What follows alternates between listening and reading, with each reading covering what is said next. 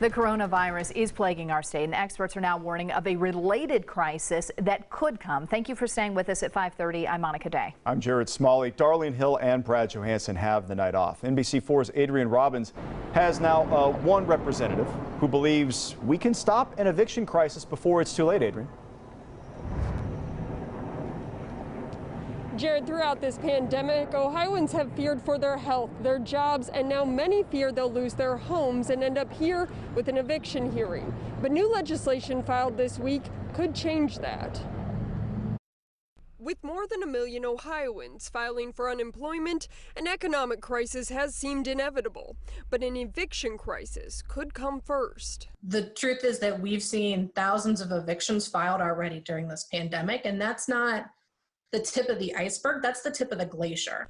According to a U.S. Census Bureau survey, more than 25% of Ohioans did not pay rent last month, and around 20% have no confidence they'll be able to pay rent next month. These are just normal, everyday people that you'd see in a grocery store or on the street, or that have been living life the correct way, but for no fault of their own, were hit by the economic fallout from this COVID crisis. This week, Representative Leland, along with Representative Brent, filed the Eviction Crisis Response Act. It would take 10% of the rainy day fund to create a program for rental assistance. We're going to ask for $270 million to be used to pay rent. It would be a 60-day program that would pay up to 2 months' rent dated back until April of this year for those impacted by the pandemic. Any excess money would be returned to the fund.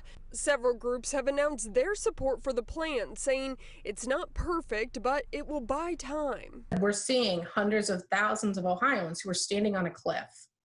Right now, what the state can do is decide whether or not to pull them back off the edge.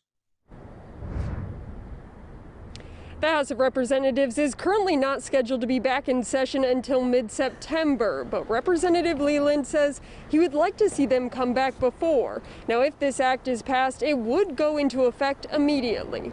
Local for you in Columbus, I'm Adrian Robbins, NBC4.